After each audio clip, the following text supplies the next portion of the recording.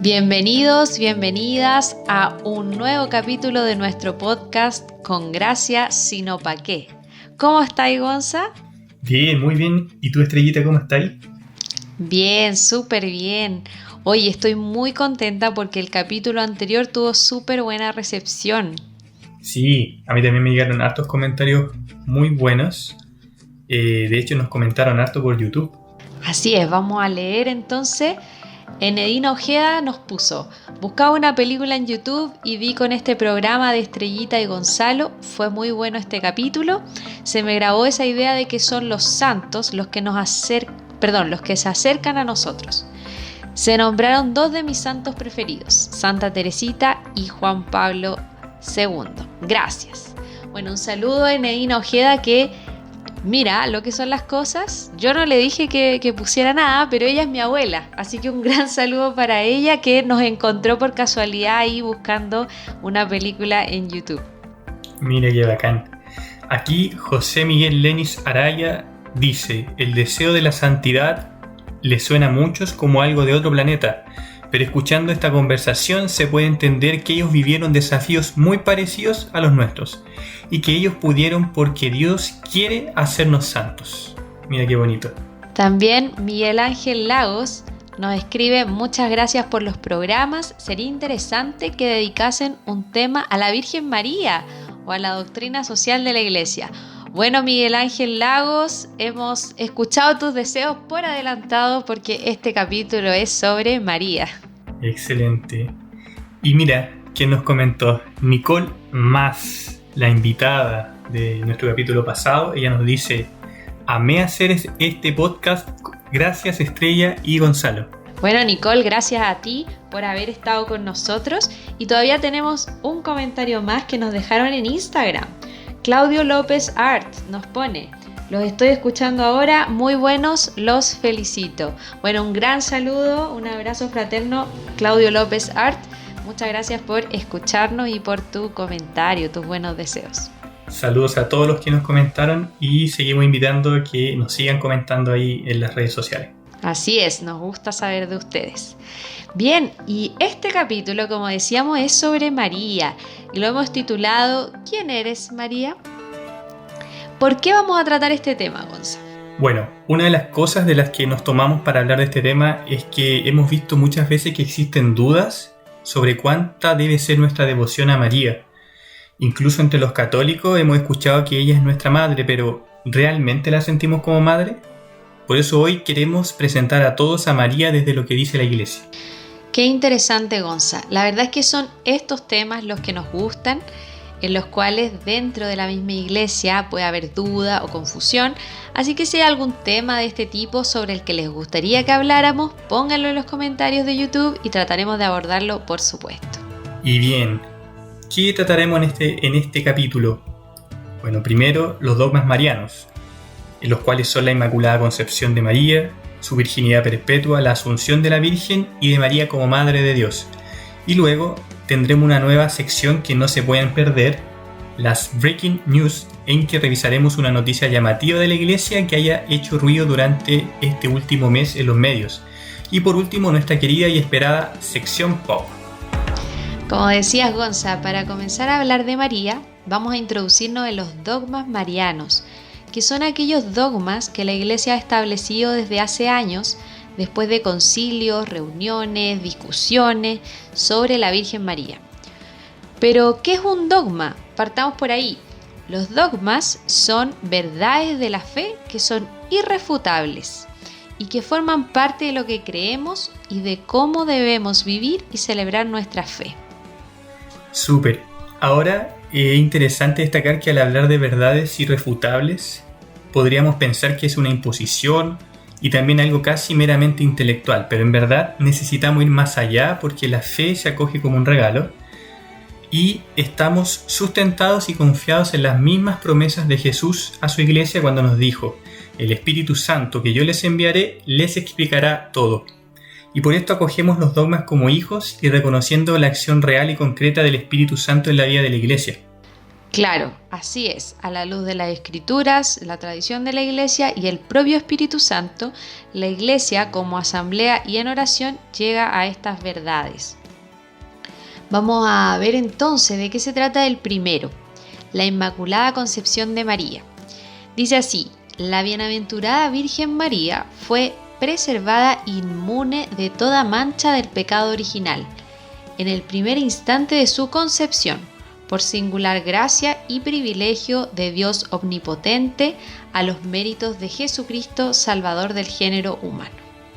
Aquí es importante entender que esto sucede por los méritos de Cristo y siempre en vista de que María va a concebir a Jesús. Entonces este dogma tiene más relación con la naturaleza divina de Jesús, que iba a formarse desde el cuerpo de María, que por una característica de ella misma. Este dogma fue proclamado por el Papa Pío IX el 8 de diciembre de 1854. Por eso, el 8 de diciembre celebramos la Inmaculada Concepción. Y fíjate, Gonza, 1854. Y también vamos a ver que las otras fechas de los siguientes dogmas ha pasado mucho tiempo desde la instauración de cada uno y todavía causan dudas entre nosotros los católicos. Claro, Estrellita, efectivamente es así, y este dogma realmente es un dogma realmente bello, porque María fue predestinada para ser madre de Cristo. De hecho, la Iglesia dice: desde toda la eternidad Dios escogió para ser la madre de su Hijo a una hija de Israel. Ella es la escogida de Dios y que, claro, responde con un sí libre. Y junto con esto también es importantísimo reconocer que María es humana. María es una hija de Israel, una mujer de nuestra familia humana. Ella, sostenida obviamente por la gracia, vive lo que toda persona vive en su vida, en sus diversos aspectos. Ella se reconoce salvada por el Señor y canta sus maravillas. En síntesis podemos decir que ella es una de nosotros, ella es nuestra madre. Claro, porque por haber sido preservada del pecado original, podemos pensar que María no es humana, pero en realidad ella es como nosotros, como tú dices, solo que fue preparada por Dios desde su concepción para cumplir con la misión de traer a Jesús al mundo. El segundo dogma es la virginidad perpetua de María. Y aquí entra la polémica. María, dice la Iglesia, fue virgen antes, durante y perpetuamente después del parto. Vamos a ver, ya en el Concilio de Constantinopla, en el año 553, fíjate, 553, la Iglesia le otorgó a María el título de Virgen Perpetua. Y la virginidad antes de tener a Jesús es una verdad de fe, porque Jesús no es hijo de un hombre, sino que es verdadero Dios porque tiene a Dios como padre, y a la vez es verdadero hombre porque tiene a María como madre. Entonces, si nosotros no creemos que María fue virgen antes de tener a Jesús, es negar esta realidad de Cristo, de que Cristo es verdadero Dios. Ahora, ¿qué pasa con la virginidad después? Porque alguien podría decir, no, bueno, ella fue virgen antes, tuvo a Jesús por medio del Espíritu Santo, pero no, después da lo mismo si es virgen o no. Bueno, la Iglesia aquí dice que no da lo mismo, sino que ella se guardó, ¿cierto? Guardó su virginidad para Dios, y que la Escritura en una parte, ¿cierto?, menciona a unos hermanos y hermanas de Jesús, pero en el Catecismo se nos explica que estos pasajes se han entendido siempre como no referidos a María, sino que se trata de parientes próximos a Jesús, según una expresión conocida del Antiguo Testamento. En el hebreo se llamaba a los hermanos, a los primos y a los parientes cercanos con la misma palabra. Por eso se traduce como hermanos, pero no es que estos hayan sido hijos de María. Por lo tanto, María, creemos nosotros como Iglesia Católica, que fue virgen siempre, antes, durante y después del parto.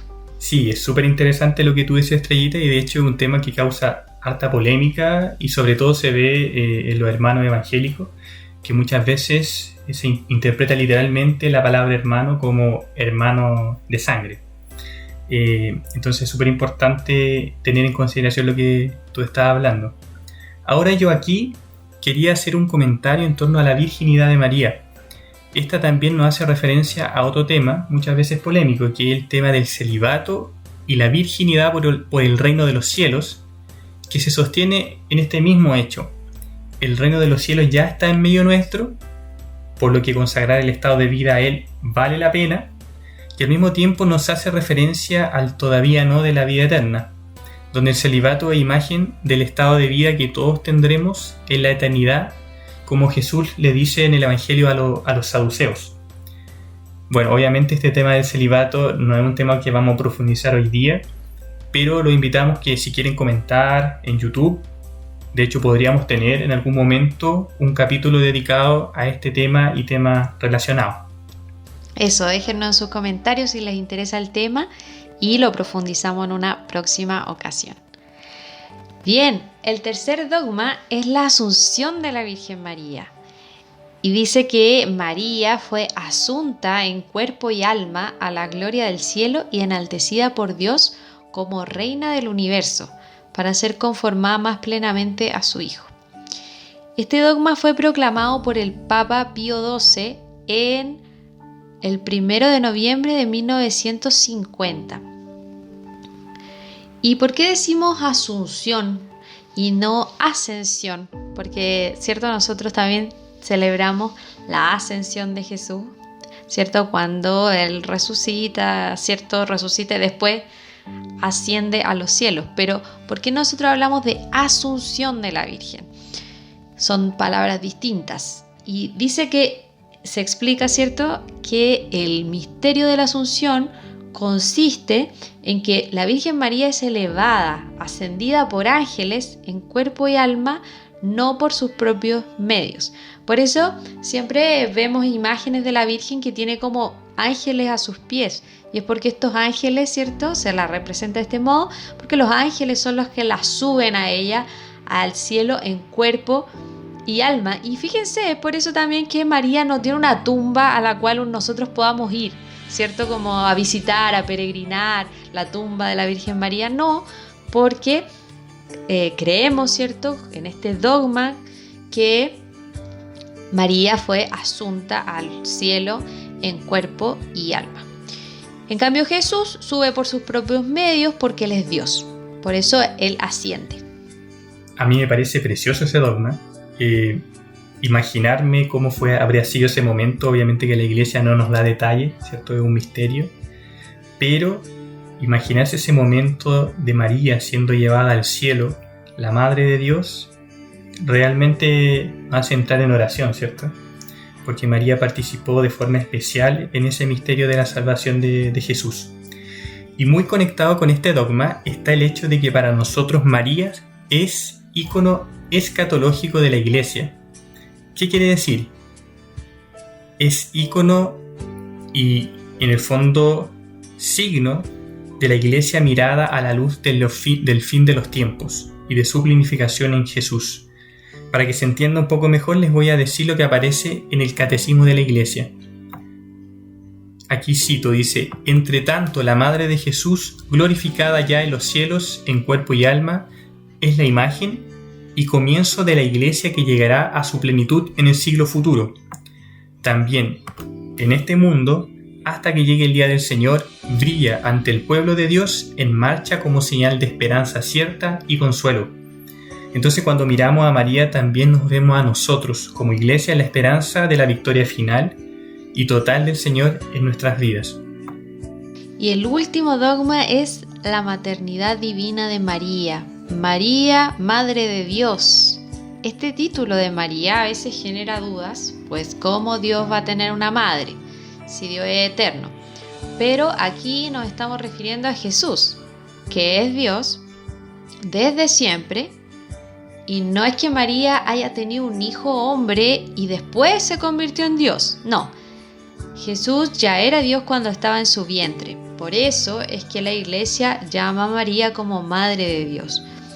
Y fíjense, cerca de 200 obispos se reunieron en el año 473 a discutir el tema y llegaron a la conclusión de que la Virgen María sí es Madre de Dios porque su Hijo Cristo es Dios. Que así como María es Madre de Dios, Madre de Cristo, también la reconocemos como Madre nuestra, Madre de la Iglesia, ¿cierto? María vivió perfectamente su identidad de Madre de Cristo, colaborando de manera única con toda su vida en la misión de su Hijo, y así como la vemos en el Evangelio, estando a los pies de la cruz de su Hijo, aquí es cuando ella recibe las palabras del mismo Cristo que le dice: mujer, he ahí tu hijo, o mujer, ahí tienes a tu hijo. Y al discípulo, que en este caso es Juan, que nos representa a todos en este momento, le dice: ahí tienes a tu madre. Entonces María es verdaderamente nuestra madre, es madre de la Iglesia y madre de cada uno de nosotros. Y María estuvo presente en los comienzos de la Iglesia con su oración, y la Iglesia reconoce la presencia de María desde el inicio, desde su fundación, podríamos decirlo. Reunida con los apóstoles y algunas mujeres, como dice el Evangelio, María pedía con sus oraciones el don del Espíritu en Pentecostés, y que la Anunciación la había cubierto con su sombra. Y bueno, para terminar, les quería comentar también algo sobre el culto a María. Ella dice de sí misma en el Evangelio: todas las generaciones me llamarán bienaventurada, en Lucas. Y la Iglesia dice que esto es un elemento intrínseco del culto cristiano. De hecho, desde los primeros tiempos se venera a la Santísima Virgen con el título de Madre de Dios, bajo cuya protección y amparo se acogen los fieles suplicantes en todos los peligros y necesidades, como dice una antigua oración cristiana de los primeros siglos. Y este culto se manifiesta en las fiestas litúrgicas dedicadas a la Virgen, como nombramos alguna, y en la oración mariana, especialmente como el Santo Rosario, que la Iglesia llama la síntesis de todo el Evangelio. Oye, Gonza, de lo que acabas de decir, de todas maneras destaco esto que la Iglesia dice, que el culto a María es un elemento intrínseco del culto cristiano. Me hace pensar en lo que comentábamos al principio sobre las dudas que genera María. Incluso hay personas muy católicas que conozco que la miran con reserva. De hecho, yo misma, antes de tener una experiencia con María, también a veces me costaba un poco acercarme a ella, pero la verdad es que ella siempre ha estado en los inicios de la Iglesia. Y una vez que uno tiene una experiencia con María, María de verdad te acompaña y te ayuda todos los días a acercarte más a Jesús. Bien, y revisamos así en breve los 4 dogmas marianos, pero hay mucho más que podríamos decir sobre María. Por eso en el próximo capítulo seguiremos revisando algunas características de ella con un invitado muy especial y cercanísimo a María. Así que si ustedes tienen alguna pregunta, algo que no les haya quedado claro, nos gustaría que nos pudieran dejar algún comentario en YouTube y así el próximo capítulo se los respondemos. Bien, y hemos llegado a nuestra nueva sección Breaking News. Excelente. Esta es una noticia de enero que salió en varios medios seculares porque el Papa dijo que las mujeres ahora podían servir en la iglesia. Es triste, pero ahí me queda una duda, porque, bueno, todos sabemos que la mujer siempre ha servido en la iglesia, pero claro, yo tengo entendido también que esta noticia tiene que ver con el servicio litúrgico del acolitado y de la lectura en las misas. Pero me quedó la duda porque la verdad yo he visto que eso ocurre hace tiempo y sé que se hizo un cambio al parecer, o lo que yo entiendo, en el derecho canónico, pero hasta ahí nomás quedé con la noticia. No sé si tú sabes un poquito más. Mira, en el año 1972 fue Pablo VI el que decidió mantener el acceso restringido a estos ministerios, a los que tú mencionas, que son el acolitado y la lectura de la palabra en la misa. ¿Por qué? Porque estos darían un acceso al orden del sacerdocio. Entonces, claro, si tú eras un niño acólito, ¿cierto? De alguna manera eso te daba unas primeras luces de tu vocación, sirviendo como sacerdote después en la adultez. Lo mismo si era un lector de la palabra. Y como las mujeres no somos sacerdotes, entonces Pablo VI restringió el acceso. Pero lo cierto es que en la actualidad, en muchos países, me atrevo a decir que en la mayoría de los países, no hay problema, o sea, las mujeres lo hacemos, ¿cierto? De hecho, yo misma cuando era niña fui acólita y éramos muchas mujeres acólitas en esa iglesia, era una iglesia que dependía de un colegio de mujeres, así que éramos muchas acólitas. Pero claro, hay justamente todavía en la actualidad hay obispos que son más conservadores, comunidades que son más conservadoras y que se atienen a lo que dice la iglesia, digamos, por escrito. O sea, si Pablo VI dijo eso, entonces no se permite que las mujeres hagan esto. Y por eso el Papa, ¿cierto? Justamente también viendo la necesidad de la iglesia, o sea, hoy día que una mujer no pueda leer o no pueda ser acólita, ¿cierto? Como iglesia nos perjudicaría porque necesitamos, ¿cierto?, que todos los fieles cristianos puedan servir. Y entonces el Papa, ¿cierto?, no solo, sino que como hablamos siempre, en oración, en asamblea, ¿cierto?, se hizo una votación y ahí se cambió esta parte del documento, ¿cierto? Súper, me queda clarísimo, Estrellita. Ahora se entiende, porque claro, que de repente parecía como una noticia, también fue un poquito polémica, sobre todo fuera de la iglesia, así como las mujeres no participaban de eso, pero es algo que la iglesia ya se vive y se revisó el sentido y justamente se hizo esa corrección más bien como formal. Sí, yo creo que siempre es bueno, de partida informarnos de las noticias de la iglesia a través de páginas que sean católicas, porque si uno lee los medios seculares se tiende a atacar un poco la iglesia porque no se entiende, o sea, no se entiende el sentido, tampoco importa mucho, yo creo, en los medios seculares, entonces es súper importante ir, digamos, a la fuente y poder tratar de entender por qué se hizo en ese entonces, por qué hoy día se hace diferente y tener en cuenta que hay países donde la realidad cultural es distinta. Me estaba acordando, los países que no tienen acólitas, que no tienen mujeres sirviendo en la liturgia, son países, por ejemplo, de África. Entonces hay que entender también todo en su contexto. Bien, y hemos llegado, ¿cierto?, a nuestra querida sección pop. Cuéntanos, Gonza, ¿tú nos tienes unas películas sobre María? Sí, pues llegamos a nuestra sección pop, en donde vamos a hablar de 3 películas que les vamos a recomendar. Son de fácil acceso para que puedan buscar en internet. La primera es Tierra de María, la segunda es Fátima, el último misterio, y la tercera es Fátima, la película del año 2020 que pueden encontrar por YouTube. Especialmente esta última película a mí me gustó mucho.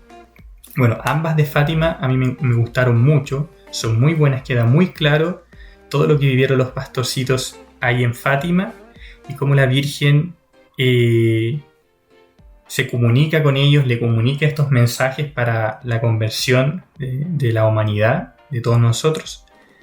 Y a la vez aparece también ella como la Inmaculada Concepción. De hecho, ella ahí se nombra a sí misma como un dogma que había sido reciente y que los pastorcitos eran niños pequeños, no sabían. Y justamente fue una de las cosas que les llamó la atención después a la autoridad eclesiástica como un punto de inflexión, ¿cierto? Que ella se nombrase a sí misma como la Inmaculada Concepción. Entonces, no les voy a contar más para que las puedan ver. Sin duda vamos a ir a YouTube a revisar Fátima, la película. Bien, y para finalizar queremos invitarlos a rezar con nosotros esta oración mariana para pedirle a la Virgen, ¿cierto?, por todas las personas que amamos, también por la evangelización en el mundo, para pedirle por todas las intenciones de cada uno de ustedes. Entonces los invito a que desde sus casas, obviamente, esto es una oración que están todos invitados. Si tú no eres católico, estás totalmente invitado a vivir este momento de oración sencillo. Y los invito a que nos pongamos en la presencia del Señor, en el nombre del Padre, del Hijo y del Espíritu Santo. Amén. Y vamos a rezar esta oración antigua a la Virgen que muchos cristianos se han encomendado a lo largo de la historia y que actualmente también la Iglesia reza, sobre todo al finalizar la misa. Le decimos a la Virgen: bajo tu amparo nos acogemos, Santa Madre de Dios. No deseches las súplicas que te dirigimos en nuestras necesidades. Antes bien, líbranos de todo peligro, oh siempre Virgen gloriosa y bendita. Amén. En el nombre del Padre, del Hijo y del Espíritu Santo. Amén. Bien, amigos, queridos auditores, nos despedimos. Por supuesto, los invitamos a comentar, a dejarnos sus comentarios, sus saludos en YouTube. Saludos a todos los que nos escuchan desde Perú, Argentina, Bolivia, Panamá, Paraguay, España, Brasil, Ecuador, Chile y toda Latinoamérica. Un fuerte abrazo. Y los esperamos en nuestro próximo capítulo, que también es de María, con un invitado muy, muy especial. Así que un abrazo grande. No se lo pierdan. Shalom.